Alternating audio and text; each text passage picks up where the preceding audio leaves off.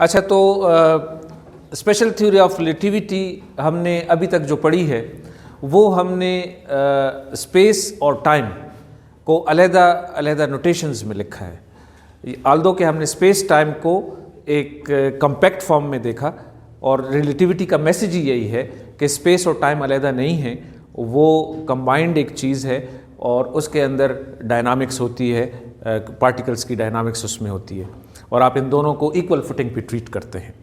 लेकिन नोटेशनली हमने उनको इस तरह कंबाइन नहीं किया। टाइम को हम अलग से लिखते रहे टी और स्पेस को एक्स वाई जेड की नोटेशंस में इस्तेमाल करते रहे। लेकिन जब ये स्पेस टाइम इतनी कंबाइंड चीज़ है तो क्यों ना हम उनको एक कम्पैक्ट नोटेशन के अंदर लेके आएँ और ऐसी नोटेशन लिखें जिसके अंदर इक्वेशंस रिड्यूस हो जाए, नंबर ऑफ इक्वेशंस रिड्यूस हो जाएं और कैलकुलेशन या अलजबरा थोड़ा रिड्यूस हो जाए। तो उसके लिए मशहूर चीज़ है 4 वेक्टर नोटेशन। ठीक है, अब इस 4 वेक्टर नोटेशन का क्या मतलब है और रिलेटिविटी के डिफरेंट कॉन्सेप्ट्स को स्पेशल लॉरेंस ट्रांसफॉर्मेशन को इसमें किस तरह ट्रांसफॉर्म करेंगे, वो आज के लेक्चर का मतलब है। देखिए, हम वेक्टर्स जो हैं आपको पता है कि उनके 3 कंपोनेंट्स होते हैं 3 डायमेंशंस में।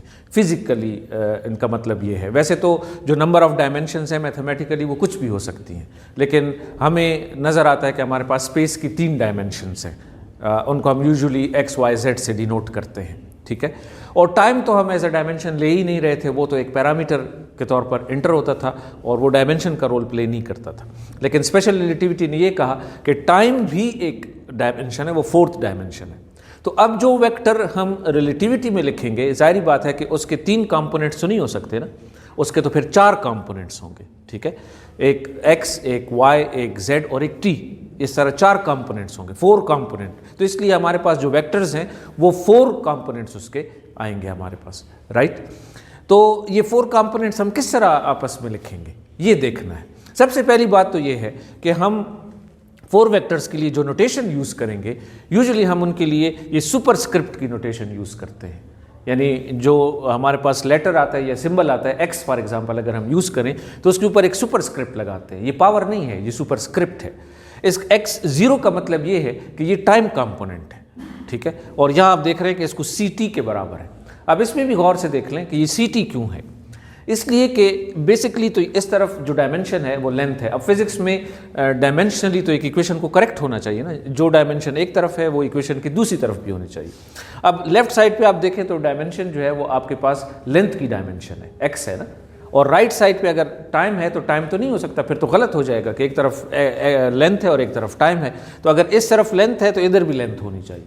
तो इसको लेंथ बनाने के लिए हम इसको स्पीड ऑफ लाइट से मल्टीप्लाई करते हैं। अब आपको पता है कि ct जो है वो तो लेंथ बन जाएगी, तो डायमेंशनली ये इक्वेशन फिर आपकी करेक्ट हो गई। ठीक है, लेकिन टाइम उसके अंदर एक तरह से इम्प्लिसिटली आया हुआ है। ठीक है, तो अगर हम x0 यूज़ करेंगे तो डायमेंशनली तो वो करेक्ट होगा, लेंथ के साथ होगा, लेकिन उसके अंदर टाइम जो है वो इम्प्लिसिट इंटर होता है। तो ये हमारा टाइम कंपोनेंट हो जाएगा। अब जब वेक्टर बनाएंगे और उसका एक कंपोनेंट टाइम कंपोनेंट जो होगा वो इस तरीके से x0 के आएगा। फिर हम जो दूसरी फॉर एग्जांपल स्पेस की 3 डायमेंशंस हैं तो उसके लिए भी हम x यूज़ करेंगे, लेकिन सुपरस्क्रिप्ट्स यूज़ करेंगे। अब यहाँ पर जो 1 सुपरस्क्रिप्ट है वो फर्स्ट स्पेस डायमेंशन, जिसको आप हॉरिजॉन्टल डायरेक्शन ले लें, वर्टिकल ले लें या परपेंडिकुलर डायरेक्शन ले लें, जो भी आप उसको समझते हैं, तो उसमें आप x1 जो है वो यूजुअली x को हम डिनोट कर लेते हैं ताकि आपको उसमें कन्फ्यूजन ना हो, आसान रहे। तो हमारे पास जो x, y, z की 3 स्पेस डायमेंशंस हैं उसमें से x को हम x1 कह देते हैं। ठीक है, आप देखेंगे कि ये जो सुपरस्क्रिप्ट का इस्तेमाल है इससे हमें बड़ा फ़ायदा होने वाला है और इससे हम एक कम्पैक्ट फॉर्म ऑफ इक्वेशंस को ले आएंगे, यानी बहुत सारी इक्वेशंस को एक ही जगह पे इकट्ठा कर सकेंगे। इस तरीके से फिर y को x2 और z को x3, राइट। तो ये तो सबसे पहले हमारी 4 वेक्टर नोटेशन आ गई जो कि सुपरस्क्रिप्ट की सूरत में आएगी, राइट। अच्छा, एक और बात भी अहम आप समझ लें कि जब भी हम इसे वेक्टर बनाएंगे, वो एंड पे आप देखेंगे, इसको मैं ज़्यादा एक्सप्लेन करूंगा, तो उसमें आपको पता है कि जब कंपोनेंट्स होते हैं वो ऐड होते हैं। यानी एक वेक्टर a है तो उसके जो 3 कंपोनेंट्स होते हैं वो ax plus ay plus az, ठीक है ना। हमारे पास जो वेक्टर होता है वो a वेक्टर जो है वो बराबर होता है axi plus ayj plus azk। ये हमारे पास वेक्टर होता है, ये इसके कंपोनेंट्स होते हैं और इनके दरमियान एडिशन होती है। लेकिन अब जो हम 4 वेक्टर बनाएंगे वो उसमें जो टाइम कंपोनेंट आएगा वो प्लस साइन के साथ नहीं आएगा, माइनस साइन के साथ आएगा। ठीक है, जो टाइम का जो कंपोनेंट होगा ये याद रखें। बल्कि इंपॉर्टेंट चीज़ ये है कि इसमें इनके स्पेस और टाइम का जो कंपोनेंट है वो अपोजिट साइन के साथ आएंगे। अगर आप इसको प्लस लेते हैं तो फिर ये माइनस साइन होगा, और अगर इसको प्लस लेते हैं तो फिर वो माइनस साइन होगा। ये दोनों पॉसिबिलिटीज़ अवेलेबल हैं, इससे कोई फ़र्क नहीं पड़ता, दोनों आप इस्तेमाल कर सकते हैं। लेकिन ये जहन में रहे कि एक को प्लस और एक को माइनस रखेंगे। ठीक है, अपोजिट साइन के साथ हम इसको एंटर करेंगे, फिर वेक्टर बनाएंगे तो वो फिर सही बनेगा। अच्छा, अब जब हमने 4 वेक्टर नोटेशन को डिफाइन कर लिया है, ये डिफिनीशंस है, हमने डिफाइन कर लिया। अब हम क्या चाहते हैं, क्योंकि असल चीज़ तो स्पेशल रिलेटिविटी में है, वो लॉरेंट्ज़ ट्रांसफॉर्मेशन है कि अगर हमारे पास 2 फ्रेम ऑफ रेफरेंसेस हैं, इनर्शियल फ्रेम ऑफ रेफरेंसेस, और लेट्स से वो रिलेटिवली मूव कर रहे हैं, उनमें रिलेटिव वेलोसिटी है, तो फिर एक से एक की मेजरमेंट को दूसरी मेजरमेंट में कैसे कन्वर्ट करेंगे। आपको पता है कि उसके लिए हम लॉरेंट्ज़ ट्रांसफॉर्मेशन इस्तेमाल करते हैं। तो लॉरेंट्ज़ ट्रांसफॉर्मेशन को अब इस नोटेशन में, इस इंडेक्स नोटेशन में, ठीक है ना, सुपरस्क्रिप्ट इंडेक्स नोटेशन में कैसे लिखें, इसे इंडेक्स भी कहते हैं, तो इंडेक्स नोटेशन में कैसे लिखेंगे वो देखते हैं। तो इंडेक्स नोटेशन में ये है जी आपके पास, और इसमें बीटा जो है वो तो आप ऑलरेडी जानते हैं कि वो v/c के बराबर है। अब आप देख रहे हैं कि हमारे पास जो टाइम है, यानी x0 जैसे हम कह रहे हैं, प्राइम यानी ये moving frame of reference for example, तो वो gamma x0 minus beta x1 के बराबर है। और जो x1 प्राइम है, यानी जिसको हम x कहते हैं, वो gamma x1 minus beta x0 के बराबर है। और हम इधर सिर्फ x डायमेंशन में मोशन ले रहे हैं ना, यानी y और z में हम इग्नोर कर रहे हैं। हम कह रहे हैं कि for simplicity 1 dimension of space में हमारे पास मोशन मौजूद है, वो जस्ट फॉर सिंप्लिसिटी, वरना इसको एक्सटेंड करना मसला नहीं है। तो अब ये जो लॉरेंट्ज़ ट्रांसफॉर्मेशन इक्वेशंस हैं, ठीक है ना, सबसे पहले तो हम ये करते हैं कि इनको डिराइव करके देखते हैं कि यहाँ से हम जो हमारी यूजुअल लॉरेंट्ज़ ट्रांसफॉर्मेशन इक्वेशंस थी और उनसे हम यहाँ पर कैसे पहुँचे, वो डेरिवेशन आप पहले नोट करें। तो वो कैसे डेरिवेशन है, आपको याद होगा कि हमारे पास जो लॉरेंट्ज़ ट्रांसफॉर्मेशन है x प्राइम के लिए, यानी पहले स्पेस डायमेंशन देख लेते हैं, वो gamma x minus we T के बराबर है, यही है ना, ये लॉरेंट्ज़ ट्रांसफॉर्मेशन, यहाँ पर गामा आता है। और अगर हम इसको 4 वेक्टर नोटेशन में कन्वर्ट करें तो वो कैसे होगा, यहाँ पर चूंकि x को तो हमने x1 का है ना, ये x को x1 का है, x1 प्राइम, और गामा अपनी जगह मौजूद है, और ये x फिर x1 में कन्वर्ट हो जाएगा, ये देखिए x1 और ये x1 में कन्वर्ट हो जाएगा, v अपनी जगह मौजूद है, लेकिन टाइम तो हमारे पास ct के बराबर है ना, ct के बराबर है, या लेकिन यानी x0 is equal to ct, ठीक है ना। तो इससे अगर हम t की वैल्यू निकाल लें तो x0/c के बराबर आ जाए, ठीक है, क्योंकि हमारे पास ये अगर आप पीछे जाएं तो हमारे पास यहाँ x0 ct के बराबर है, इसे t की वैल्यू निकालें तो x0/c आ जाएगा, x0/c, और इसको यहाँ पर पुट करें, यहाँ पर t की जगह तो x0/c, ठीक है। लेकिन अब आप यहाँ देख रहे हैं कि वहाँ पर आपके पास v/c आ गया है, v/c, तो अगर v/c को मैं बीटा पुट कर सकता हूँ ना, बीटा, तो आप देखें gamma x1 minus beta x0, तो अगर आप पीछे जाएँ तो हमारे पास जो लॉरेंट्ज़ ट्रांसफॉर्मेशन है gamma x0 minus beta x, यही है ना। तो ये हमारे पास लॉरेंट्ज़ ट्रांसफॉर्मेशन की इक्वेशन आ गई, राइट। इस तरीके से अगर y डायरेक्शन में जाएं तो उसमें तो कोई मोशन ही नहीं है, तो उसको सिर्फ हम नोटेशन को चेंज कर देंगे, y को हम x2 कह रहे हैं ना, x2 प्राइम x2 के बराबर हो जाए, क्योंकि उसमें मोशन नहीं है तो वो उसी तरह उसमें इक्वल है, दोनों फ्रेम ऑफ रेफरेंस में y पे कोई फर्क नहीं पड़ता। सिमिलरली दोनों फ्रेम ऑफ रेफरेंस में z पे कोई फर्क नहीं पड़ता, वो x3 हो जाएगा। अब हमारे पास x1 x2 x3, अब x0 या x0, ठीक है ना, वो किस तरह आएगा, तो वो भी इसी तरीके से है कि t प्राइम हमारे पास गामा t माइनस v²/c²x, ये लॉरेंट्ज़ ट्रांसफॉर्मेशन है टाइम की, और इसको अगर आप रिप्लेस करें तो यहाँ पर x0 प्राइम हो जाएगा गामा, यहाँ पर t की वैल्यू पुट की है, यहाँ पर x की वैल्यू पुट की है, तो x0/c और माइनस v/c², और अगर इसको हम ऐसे लिख सकते हैं गामा, ये x0 और माइनस b, इसको थोड़ा सा आप इसमें से c कॉमन लेके, और वो बीटा इधर से c निकल जाएगा, और वो बीटा जो है उसमें आ जाएगा, तो इस तरह x0 माइनस बीटा x1। तो आपने देखा कि हमारे पास जो लॉरेंट्ज़ ट्रांसफॉर्मेशन है उनको हमने 4 वेक्टर नोटेशन के लिए सुपरस्क्रिप्ट या इंडेक्स नोटेशन में ट्रांसफॉर्म कर दिए, ये इंडेक्स नोटेशन में चले गए, ठीक है। अब और यहाँ पर गामा आपको पता है 1 माइनस v², ये गामा की डिफिनीशन है। अब इस इंडेक्स नोटेशन को इस्तेमाल करके ये जो चारों इक्वेशंस थी हमारे पास, x0 x1 x2 और x3 की, ये चारों इक्वेशंस जो हैं इनको हम एक ही इक्वेशन में लिख सकते हैं, ये फ़ायदा है इसका। कम्पैक्ट नोटेशन में आ गई। अब देखिए ये x जो है x म्यू प्राइम और समेशन जो है वो न्यू, इधर म्यू एक सिंबल यूज़ किया, यहाँ न्यू दूसरा सिंबल 0 to 3, और ये लैम्डा जो है हमारे पास लैम्डा म्यू न्यू, ये मैट्रिक्स है। और इस मैट्रिक्स के अंदर वो सारी जो गामा वगैरह है ना, वो इसने हमने इस मैट्रिक्स पे बंद कर दी, गामा बीटा जो है इस मैट्रिक्स में बंद कर दी, और यहाँ पर आ गया x न्यू, और म्यू की जो वैल्यू है वो 0 1 2 3। जाहिर बात है जब आप 0 पुट करेंगे तो वो टाइम वाली डायमेंशन आ जाएगी, और 1 पुट करेंगे x आ जाएगा, 2 पुट करेंगे y आ जाएगा, 3 पुट करेंगे z आ जाएगा। और इसमें ये जो गामा है, ये लैम्डा है, लैम्डा ये वाला मैट्रिक्स, ऐसे लॉरेंट्ज मैट्रिक्स भी कहते हैं। अब देखें, अगर अभी इसको हम इसमें अगर वैल्यूज पुट करेंगे ना तो ये दोबारा वही चीज़ आएगी, अभी मैं आपके सामने शो करता हूँ। लेकिन ये आप देखें गामा गामा यहाँ आ गया, यहाँ माइनस बीटा गामा, यहाँ 1 1, और वो 1 1 वो उसी तरह ना चेंज नहीं करेगा, y और z के लिए हमने 1 1 पुट कर दिया। तो ये अब देखिए ये कम्पैक्ट मैट्रिक्स नोटेशन में आ गया। बल्कि यहाँ पर एक और सिंप्लीफिकेशन भी पॉसिबल है जिसको हम कहते हैं आइंस्टाइन समेशन कन्वेंशन। इसको समझ लें, आइंस्टाइन समेशन कन्वेंशन क्या कहती है?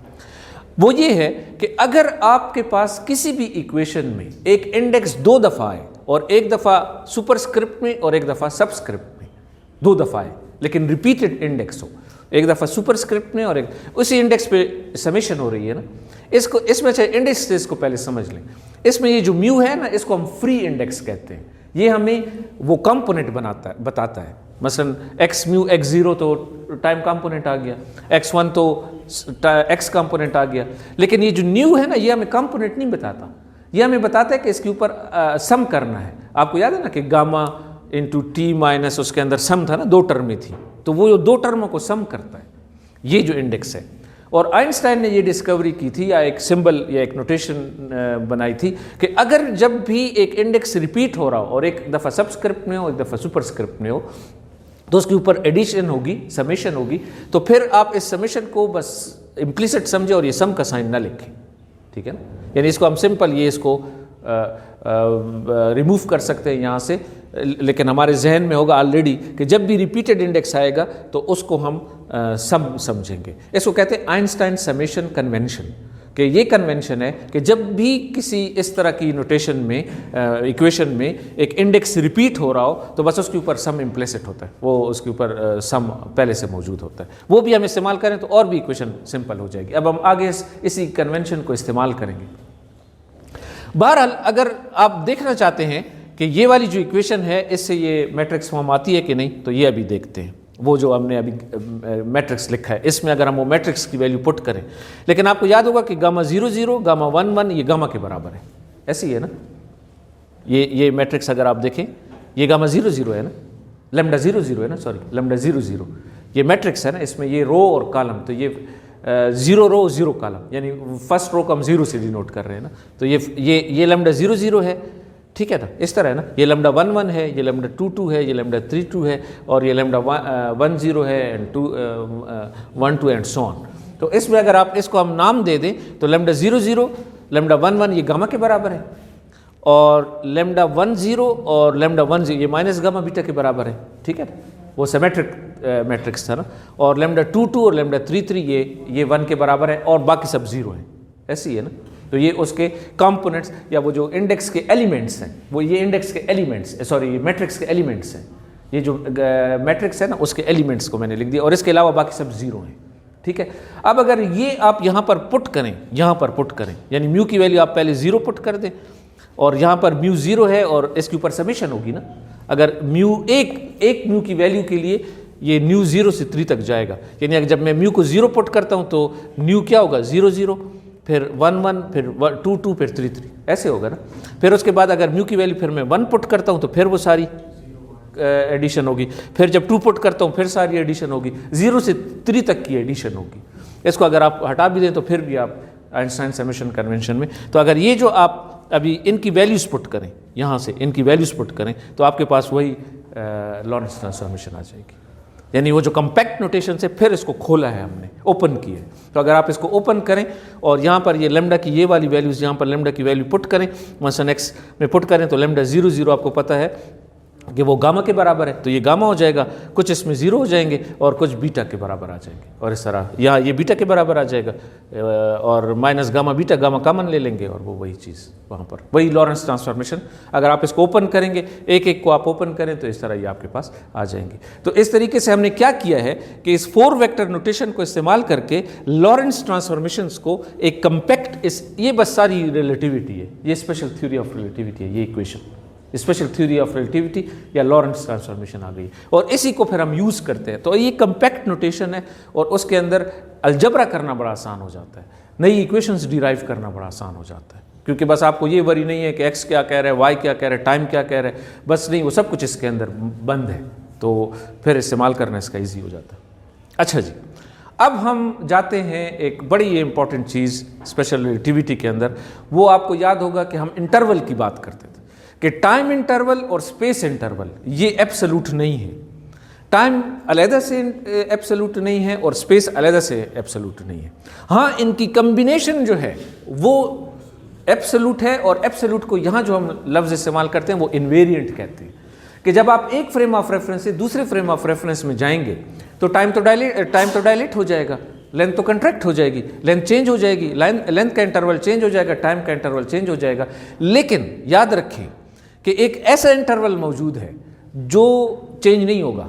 रिलेटिविटी आपको ये कहती है, यानी अगर मैं आपको एक सेंटेंस में कहूँ कि रिलेटिविटी का क्या मैसेज था, स्पेशल रिलेटिविटी का ये मैसेज था कि स्पेस और टाइम अलग-अलग से इन्वेरिएंट नहीं है, इनकी कम्बिनेशन इन्वेरिएंट है, लेकिन इन्वेरिएंट कोई चीज़ है ज़रूर, एक ऐसी चीज़ है जो इन्वेरिएंट है, वो इन्वेरिएंट इंटरवल ये है।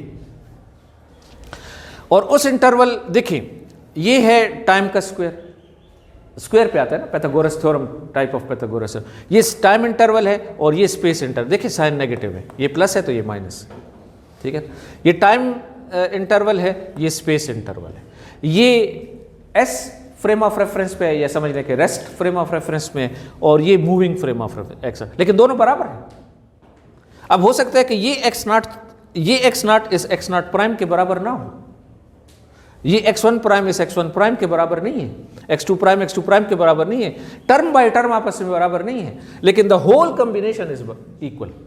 मतलब अगर ये डायलेट होता है, ये कंट्रैक्ट होती है, ये डायलेट होता है, तो उधर जो है वो इनकी जो कॉम्बिनेशन है ऐसी है कि वो वैल्यू कांस्टेंट, मसलन अगर ये टोटल वैल्यू 2 है तो वो टोटल वैल्यू भी 2 है। हो सकता है कि इसमें ये कम हो और उसमें ये ज़्यादा हो, लेकिन ओवरऑल इंटरवल, तो ये एक इन्वेरिएंट इंटरवल है, इसे कहते हैं इन्वेरिएंट इंटरवल। इस पे सारे ऑब्जर्वर्स एग्री करेंगे, कोई भी ऑब्जर्वर ये नहीं कहेगा कि टाइम डायलेट हो गया और लेंथ लंबी है, लेकिन उस दोनों का जो कम्बिनेशन है वो इंटरवल वो एब्सोल्यूट है। तो ये एब्सोल्यूट क्वांटिटी है, यानी आपने अपनी थ्योरी में एक एब्सोल्यूट क्वांटिटी रखनी है। आइंस्टाइन ने ये किया कि उस एब्सोल्यूट क्वांटिटी को री आइडेंटिफाई किया, उसने कहा ना ये स्पेस है ना ये टाइम है, इनका एक कम्बिनेशन है जो कि इन्वेरिएंट है, और ये इन्वेरिएंट इंटरवल है। और इसको हम फिर इस तरह, वो आइंस्टाइन समेशन कन्वेंशन, ये सॉरी एक्स म्यू ये सम लिख दिया ना दोनों पे, तो ये स्क्वायर है ना, एक्स म्यू ये स्क्वायर है ना यहाँ पर, तो इसका स्क्वायर लिख दिया। और यहाँ पर अच्छा, यहाँ पर एक बड़ी इंपॉर्टेंट चीज़ है जो आपको थोड़ी सी जनरल रिलेटिविटी के साथ भी रिलेट करती है, और वो आप देखें तो इसे कहते हैं मीट्रिक, ये मीट्रिक है और ये यहाँ पर इम्प्लिसिट है, ठीक है। आप देखें यहाँ पर वैल्यू 1 है और ये -1 है, ठीक है ना। ये टाइम इंटरवल वही 4x4 का, क्योंकि जब ये दोनों आपस में मल्टीप्लाई होंगे तो यहाँ पर एक इंडेक्स, एक समझ लें एक और मैट्रिक्स है, ये वाला मैट्रिक्स है जो उनको ये वाले साइन देगा, यहाँ पर 1 है, यहाँ पर -1 है, यहाँ पर ये देखें 1 -1, इसको कहते हैं मीट्रिक। और जनरल रिलेटिविटी में फिर यही मीट्रिक जो है ये डायनामिक हो जाता है, यानी जो ग्रेविटी है वो इस मीट्रिक से ओरिजिनेट करती है, ये स्पेस टाइम का बताता है। अगर आप इस मीट्रिक को चेंज करेंगे तो आपके पास स्पेस टाइम जो है वो चेंज हो जाएगा, और डायनामिक भी हम उसको बनाते हैं, यानी ये टाइम पे डिपेंड करता है। अच्छा, अब ये मीट्रिक यहाँ पर आ गया और ये इक्वेशन, अब ये इन्वेरिएंट इंटरवल यहाँ पर चल रहा है। अब आप देखें यहाँ पर दो नई डिफिनीशंस आ गई है, एक तो मैंने आपको मीट्रिक बताया, इंटरवल बताया, इन्वेरिएंट इंटरवल मीट्रिक हो गया। अब इसके बाद एक है कोवेरिएंट और एक है कंट्रावेरिएंट। इसका क्या मतलब है? देखिए, हमने ये तो कह दिया ना कि हमारे पास नए वेक्टर हैं जो कि 4 वेक्टर हैं, 3 वेक्टर नहीं है, उनके 4 कंपोनेंट्स हैं, और हमने उनको इंडेक्स की मदद से डिनोट किया। अब इंडेक्स ऊपर भी हो सकता है, नीचे भी हो सकता है, सबस्क्रिप्ट भी हो सकता है, सुपरस्क्रिप्ट भी हो सकता है, राइट। एक सबस्क्रिप्ट होगा, एक सुपरस्क्रिप्ट होगा, और आपने देखा है। अच्छा, ये बाकायदा दो डिफरेंट टाइप ऑफ वेक्टर्स बनते हैं। अब वो पुरानी इक्वेशन जो हमने लिखी, अब देखिए यहाँ पर सुपरस्क्रिप्ट नीचे है और यहाँ पर सुपरस्क्रिप्ट ऊपर है, तो इनको हम, ये बेसिकली दो डिफरेंट टाइप ऑफ वेक्टर्स है, एक वेक्टर नहीं है, ये डिफरेंट टाइप ऑफ वेक्टर्स है। इस तरह के वेक्टर को जिसका सुपरस्क्रिप्ट नीचे हो, डाउनस्टेयर्स हो, सबस्क्रिप्ट हो, डाउनस्टेयर्स इसका ये इंडेक्स हो, इसको हम कोवेरिएंट वेक्टर कहते हैं। और ये वेक्टर बाकायदा, ये नहीं कि सिर्फ लिखने में फ़र्क है, ये बाकायदा डिफरेंट एक वेक्टर है। और ऐसा वेक्टर जिसका सुपर स्क्रिप्ट हो या इंडेक्स अपस्टेयर्स हो, यहाँ पर हो, तो इसको हम कॉन्ट्रावेरिएंट कहते हैं। ये नाम ऐसे आप इनको इंटरचेंज कर सकते हैं, लेकिन एक जनरल उस कन्वेंशन में यही इस्तेमाल होते हैं। ये फ़र्क आपको पता होना चाहिए। और ये भी यहाँ पर देखें कि हम कॉन्ट्रावेरिएंट वेक्टर को कोवेरिएंट वेक्टर में तब्दील कर सकते हैं with the help of index, metric. अब ये मीट्रिक है हमारे पास, जी मीट्रिक है। अब देखिए यहाँ पर न्यू कंट्रैक्ट हो गया ना, लेकिन म्यू नीचे मौजूद है। अब यहाँ पर सुपरस्क्रिप्ट था, इंडेक्स ऊपर था, ये कॉन्ट्रावेरिएंट था, लेकिन वो कोवेरिएंट में बदल गया। यानी कहने का मतलब ये है कि आप कॉन्ट्रावेरिएंट वेक्टर को कोवेरिएंट वेक्टर में बदल सकते हैं, राइट। और इस तरह फिर जो इंटरवल है, अब इसको हम ऐसे आइंस्टाइन समेशन कन्वेंशन को इस्तेमाल करके ये एक्स म्यू में लिख सकते हैं। एक और बात मैं यहाँ पर आपको पॉइंट बता रहा हूँ कि जब हम ये स्केलर प्रोडक्ट लेते हैं ना, दो वेक्टर्स का स्केलर प्रोडक्ट लेते हैं, याद रखें कभी भी दो वेक्टर्स आपस में मल्टीप्लाई नहीं हो सकते। इनमें से एक वेक्टर होता है और एक कोवेक्टर होता है, कोवेक्टर या कॉन्ट्रावेरिएंट। एक इसमें वेक्टर होता है, एक कॉन्ट्रावेरिएंट वेक्टर होता है। जब हम स्केलर प्रोडक्ट लेते हैं ना, तो ये कॉन्ट्रावेरिएंट और कोवेरिएंट कभी भी, या स्केलर प्रोडक्ट या क्रॉस प्रोडक्ट, कभी भी दो वेक्टर्स मल्टीप्लाई नहीं हो सकते। एक ये इसको डुअल वेक्टर कहते हैं, ये इसका डुअल वेक्टर है, यानी ये वेक्टर है और वो उसका डुअल वेक्टर है। जैसे वर्क में जब आप फोर्स लेते हैं तो फोर्स वेक्टर है, लेकिन उसमें जो dx है, डिस्प्लेसमेंट का जो इंटरवल है, वो डुअल वेक्टर है, वो एक्चुअली कोवेरिएंट होता है। एक कोवेरिएंट होता है, एक कॉन्ट्रावेरिएंट होता है। तो फोर्स अगर कॉन्ट्रावेरिएंट है तो वो कोवेरिएंट है, वो दोनों आपस में मल्टीप्लाई होकर फिर आपको वर्क डन देते हैं, स्केलर प्रोडक्ट देते हैं, राइट। तो यहाँ पर भी हमारे पास जो इंटरवल है वो एक वेक्टर और एक कोवेरिएंट वेक्टर और एक कॉन्ट्रावेरिएंट वेक्टर, उसमें आइंस्टाइन समेशन कन्वेंशन की वजह से वो सम भी इम्प्लिसिट है। आपने देखा कि अब उस इक्वेशन को, उस कॉम्पैक्ट इक्वेशन को भी हम कितने सिंपल फॉर्म में हमने अपने इंटरवल को इस तरह लिख लिया। तो दो तीन नई डिफिनीशंस आपके सामने आई हैं। एक तो आपके पास इन्वेरिएंट इंटरवल आया है, एक 4 वेक्टर नोटेशन आई है, एक आपके पास मीट्रिक का कंसेप्ट आया, एक आपके पास कोवेरिएंट और कॉन्ट्रावेरिएंट वेक्टर्स का कंसेप्ट आया, और फिर मीट्रिक के जरिए से इसे इंडेक्स जिम्नास्टिक कहते हैं कि आप इंडेक्स जिम्नास्टिक कर सकते हैं कि कॉन्ट्रावेरिएंट और कोवेरिएंट के इंडेसेस को ऊपर नीचे कर सकते हैं, एक को दूसरे में कन्वर्ट कर सकते हैं with the help of metric. Usually हम ये करते हैं। जनरली फिर हम किसी भी वेक्टर को ऐसे लिख सकते हैं, ये तो इंटरवल है ना, कोई भी वेक्टर जो है, ये इस केस में कोई भी ए एक वेक्टर है जिसको हम, ये देखें, कॉन्ट्रावेरिएंट को हमने कोवेरिएंट में इस तरह जनरली चेंज कर सकते हैं, या उल्टा भी कर सकते हैं। यानी यहाँ पर कोवेरिएंट को हमने, अब ये जो इंडेक्स है ये इसका कॉन्ट्रावेरिएंट है, तो ये जी म्यू, इसका इन्वर्स मैट्रिक्स है एक तरह से। ये इन्वर्स मैट्रिक्स की मदद से हम फिर कोवेरिएंट वेक्टर को कॉन्ट्रावेरिएंट वेक्टर में चेंज कर सकते हैं। जनरल रिलेटिविटी में ये बड़ा यूज़फुल है। जनरल रिलेटिविटी हम अक्सर इसको ज़्यादा यूज़ करते हैं। स्पेशल रिलेटिविटी आप इसके बगैर भी कर सकते हैं, अभी जब हमने की ना इसके बगैर की, लेकिन आप इसको समझ के जब करेंगे तो फिर ज़ाहिर बात है कि इसमें कैलकुलेशन काफ़ी, एक दफ़ा आप समझ लें इस नोटेशंस को तो कैलकुलेशन फिर आगे बहुत इजी हो जाती है। अच्छा, अब ये एक एग्जांपल है आपके पास उस एक वेक्टर और कॉन्ट्रावेरिएंट और कोवेरिएंट वेक्टर की मल्टीप्लिकेशन की, और जिस तरह हमने उसमें वहाँ पर लॉरेंस ट्रांसफॉर्मेशन में देखा था, अब इसको जनरलाइज करके आप देखें तो किसी भी वेक्टर को आप इस फॉर्म में लिख सकते हैं। अब यहाँ पर एक बड़ी इंटरेस्टिंग लास्ट चीज़ है, इसमें एक बड़ी इंटरेस्टिंग चीज़ जनरेट होती है, और इसको समझें। ये लास्ट एक तरह से सब टॉपिक है इसका। आप अगर इसको गौर से देखें, इसमें 3 पॉसिबिलिटीज़ राइज होती हैं, 3 पॉसिबिलिटीज़। या तो ए स्क्वायर जो है वो पॉजिटिव, देखिए इसमें तो 2 चीज़ें हैं ना, एक टाइम कंपोनेंट है और एक स्पेस कंपोनेंट है, राइट। अब अगर टाइम कंपोनेंट बड़ा होगा और स्पेस कंपोनेंट छोटा होगा तो ये इंटरवल पॉजिटिव आएगा, ऐसी है ना, ए स्क्वायर पॉजिटिव होगा, ये तो ए स्क्वायर है ना एक्चुअली। लेकिन अगर टाइम कंपोनेंट छोटा होगा और स्पेस कंपोनेंट बड़ा होगा तो ये नेगेटिव आएगा, राइट। और अगर ये दोनों बराबर होंगे तो ये 0 के बराबर होगा। इससे फिजिकल स्पेस की एक पिक्चर जनरेट होती है, पॉजिटिव, नेगेटिव और 0। राइट। इनके हमने अपने नाम भी रख दिए और वो नाम है, जब ये पॉजिटिव हो इसे हम कहते हैं टाइम लाइक, और जब ये नेगेटिव हो इसको हम कहते हैं स्पेस लाइक, और जब ये इक्वल हो इसे हम कहते हैं लाइट लाइक। इसका अपना मतलब है टाइम लाइक, स्पेस लाइक और लाइट लाइक, राइट। बल्कि इसके लिए तो एक हम एक्स्ट्रा चीज़ बनाते हैं, उसे हम कहते हैं कोन, लाइट कोन, और वो मैं अभी आपके सामने एक लाइट कोन बनाता हूँ। ये लाइट कोन है, ठीक है। अब ये सारा बैकग्राउंड में स्पेस टाइम है, और स्पेस टाइम को हम लाइट कोन की मदद से 3 हिस्सों में तकसीम करते हैं, 3 हिस्सों, 3 पार्ट्स में। जो इसमें पहला पार्ट है वो ये वाला पार्ट है। यहाँ देखिए, फ़र्ज़ करें आप अगर यहाँ पे खड़े हैं, यहाँ पे कोई पार्टिकल है, ठीक है ना, और टाइम गुजर रहा है, और टाइम इस तरह वाई एक्सिस पे और ये एक्स एक्सिस पे स्पेस है। तो जब टाइम गुजर रहा है तो इस जगह पे ये जो इन दो इस ऊपर कोन के अंदर ये जो जगह है इसे हम कहते हैं टाइम लाइक। ये टाइम लाइक है, ये फ्यूचर है आपका, ये फ्यूचर है।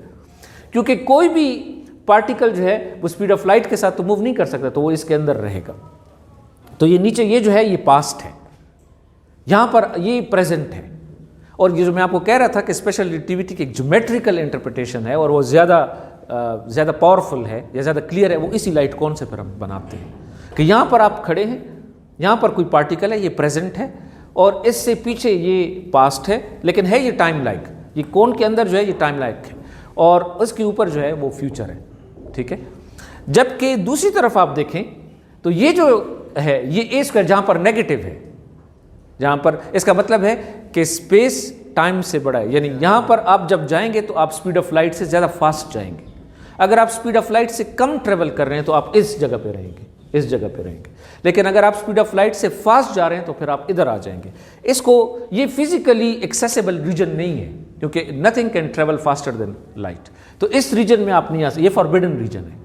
ये स्पेस लाइक रीजन जो है ये फॉरबिडन रीजन है, ठीक है। और इनके दरमियान जो बाउंड्री है वो ए स्क्वायर 0 वाली, ये लाइट लाइक है। क्योंकि जब ए स्क्वायर 0 है तो इसका मतलब है कि जितनी स्पेस यानी जितना स्पेस इंटरवल है उतना टाइम इंटरवल है, वो इक्वल हो जा रहे हैं, बराबर हो जाते हैं, वो कैंसिल। ये सिर्फ लाइट के लिए पॉसिबल है। ये जो लाइन है ना, ब्लू लाइन है, ये लाइट लाइक रीजन है, इस पर सिर्फ लाइट ट्रेवल कर सकती है। एक तरह से ये बाउंड्री है स्पेस टाइम लाइक और स्पेस लाइक के अंदर। कोई भी मटीरियल ऑब्जेक्ट जो है वो इधर नहीं एंटर हो सकता।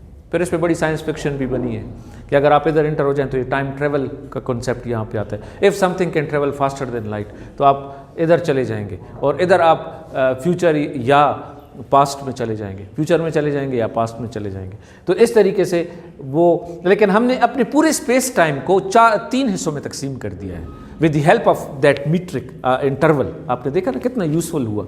और वो 3 हिस्से जो हैं उसमें वो टाइम लाइक, स्पेस लाइक और लाइट लाइक। लाइट लाइक पे लाइट ट्रेवल करती है, टाइम लाइक में तमाम ऑर्डिनरी मैटर पार्टिकल्स वो होते हैं, और स्पेस लाइक जो है वो फॉरबिडन है, ठीक है। तो ये इसका एक तरह से स्पेस टाइम डायग्राम्स है, डायग्राम है। तो हम स्पेस टाइम डायग्राम्स बना सकते हैं स्पेशल थ्योरी ऑफ रिलेटिविटी में, और उसमें ज़्यादा, अब फ़र्ज़ करें अगर आप देखेंगे लॉरेंट्ज़ ट्रांसफॉर्मेशन किसी पार्टिकल की, तो उसके लिए हम ऐसे कहते हैं वर्ल्ड लाइन। किसी पार्टिकल की वर्ल्ड लाइन होगी, दूसरी पार्टिकल की वर्ल्ड लाइन होगी, और वहाँ से हम लॉरेंट्ज़ ट्रांसफॉर्मेशन ज्योमेट्रिकली कंस्ट्रक्ट कर सकते हैं, राइट।